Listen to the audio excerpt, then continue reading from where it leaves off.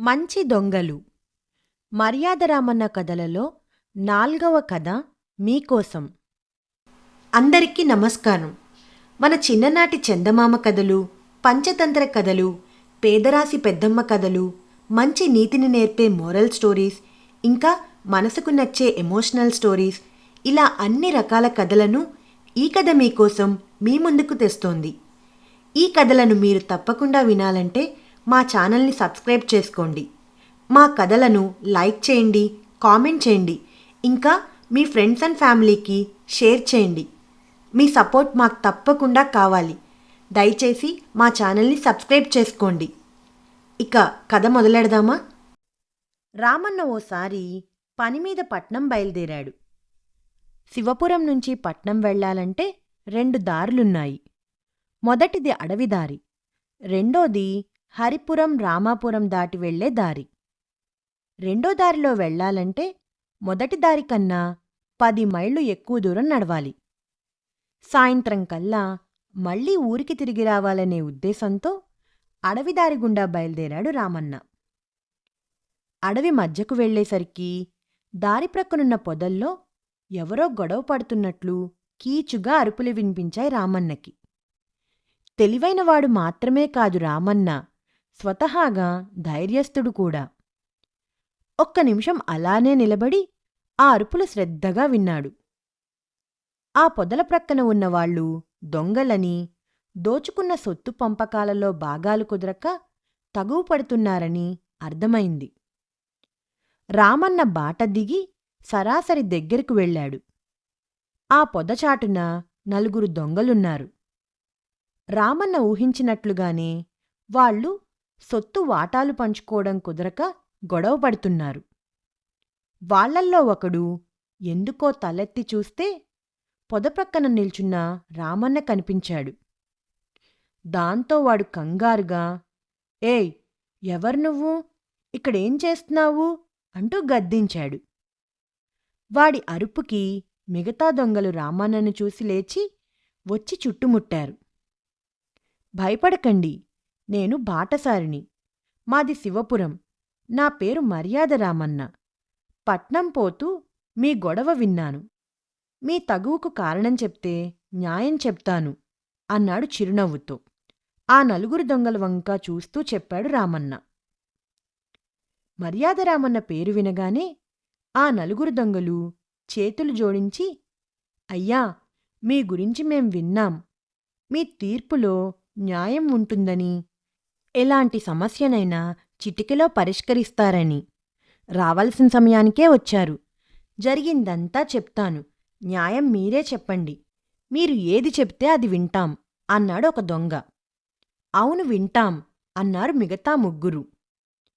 "సరే చెప్పండి" అంటూ క్రింద పీఠం వేసుకుని కూర్చున్నాడు రామన్న. "అయ్యా, రంగాపురంలో వరదరాజు అనే షావుకారున్నాడు. ఆయన ఆ ఊరివాళ్ల దగ్గర వడ్డీలకు వడ్డీలు గుంజి బాగానే వెనకేశాడు. పిల్లికి బిచ్చం పెట్టడు. అతని గురించి, అతని ఇంటిలో గదుల దారుల గురించి వీళ్ల 3కి ముందుగా నేనే చెప్పాను. అందుకని దోచిన సొమ్ములో నాకు 3వ వంతు ఇమ్మంటున్నాను" అంటూ చెప్పాడు ఒక దొంగ. రెండో దొంగ, "ఆ షావుకారు ఇనప్పెట్టె తాళాలను ఎంతో కష్టపడి నేనే తెరిచాను. నేను తెరవకపోతే అసలా సొత్తు దొరికేది కాదు. ఈ తగవు వచ్చేదీ కాదు. తాళం తీయటమేనా, అందులోంచి సొత్తంతా తీసి మూటకట్టింది నేనే. అందుకే 3వ వంతు నాకిచ్చేసి మిగిలింది ఈ 3ని పంచుకోమంటున్నాను" అని చెప్పాడు. మూడో దొంగ, "వీళ్ళు దొంగతనం చేస్తున్నప్పుడు కాపలా కాచింది నేనే. షావుకారి భార్య మంచినీళ్ల కోసం లేచింది. అప్పుడు నేను పిల్లిలా అరిచి వీళ్ళని హెచ్చరించాను. నేనే అలా చేసి ఉండకపోతే ఈ పాటికి వీళ్ళు 3 షావుకారి ఇంటి ముందున్న స్తంభాలకి చావుదెబ్బలతో శవాల్లా వేళ్లాడుతూ ఉండేవాళ్లు. అందుకే 3వ వంతు వాటా నాకిచ్చేసి మిగిలింది ఈ 3ని సమానంగా పంచుకోమంటున్నాను" అన్నాడు. నాలుగో దొంగ, "నేను దొంగతనానికి రావటం ఇదే మొదటిసారి. పట్టుపడకుండా తిరిగి వస్తే మా ఊరి అమ్మవారికి ముక్కుపడక చేయిస్తానని మొక్కుకున్నాను. అందుకని కాదు, వీళ్ళంతా దొంగతనం చేద్దామని చెప్పగానే దానికి కావలసిన వస్తువులన్నీ సమకూర్చింది నేనే. అందుకనే ఆ 3వ వంతు నేను తీసుకుంటానంటున్నాను అంటూ చెప్పాడు. ఇదేనా మీ తగవు? అనడిగాడు రామన్న నింపాదిగా. అవునండీ అంటూ చెప్పారు నలుగురు.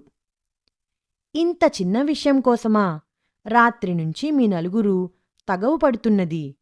మీకు తెలివితేటలు ఉన్నాయి కాని వాటిని ఉపయోగించటం చేతకాదన్నమాట. ఈ దొంగ సొత్తును మీరు నలుగురు సమానంగా పంచుకోవటం న్యాయం. దొంగతనానికి నలుగురూ కలిసి వెళ్లారు. అప్పుడు మీలో ఒకరు ఎక్కువ, ఒకరు తక్కువ అనిపించలేదు. పంపకాలకి వచ్చేసరికి మాత్రం నాకు ఎక్కువ కావాలంటే నాకెక్కువ కావాలి అని అనిపించింది. ఎందుకంటే అది దొంగ సొత్తు. కష్టపడే ఏ మనిషికైనా తన కష్టం తనకి దక్కితే చాలనుకుంటాడు. పరాయివాడి కష్టం నయా పైసా కూడా వద్దనుకుంటాడు. ఎందుకంటే వాడికి కష్టం విలువ తెలుసు కనుక. అయినా నా పిచ్చిగాని దొంగ సొత్తుతో దర్జాగా దొరల్లా బ్రతికే మీకు కష్టం విలువ ఏం తెలుస్తుంది? మీరు మంచి మనుషులు కాకపోయినా కనీసం మంచి దొంగలనిపించుకోండి. నేను చెప్పినట్లు ఆ సొత్తు నలుగురు సమంగా పంచుకోండి అని చెప్పి రామన్న తన దారిన తాను పట్నం వెళ్ళిపోయాడు. సాయంత్రం రామన్న పట్నం నుంచి తిరిగి వచ్చేసరికి ఆ నలుగురు దొంగలు సొత్తుతో సహా ఇంటి ముందు నిలబడి ఉండడం చూసి ఆశ్చర్యపోయాడు. అయ్యా, మీ మాటల్తో మాకు కనువిప్పు కలిగింది. బ్రతకడానికి దేవుడు అన్ని అవయవాలు సక్రమంగానే ఇచ్చాడు, కాని బుద్ధే వంకర పెట్టాడు. మేం నలుగురం ఇక నుంచి మంచి దొంగల్లా కాదు, మంచి మనుషుల్లా బ్రతకాలనుకుంటున్నాం. ఈ సొత్తును షావుకారికి పంపే ఏర్పాట్లు చేయండి అంటూ సొత్తును రామయ్య చేతిలో పెట్టి వెళ్ళిపోయారు. నలుగురు దొంగల్ని మంచి మనుషులుగా మార్చగలిగినందుకు మనసులో ఆనందపడిపోతూ వాళ్ళు ఇచ్చి వెళ్ళిన సొత్తును అప్పటికప్పుడు షావుకారికి చేరే ఏర్పాటు చేశాడు రామన్న.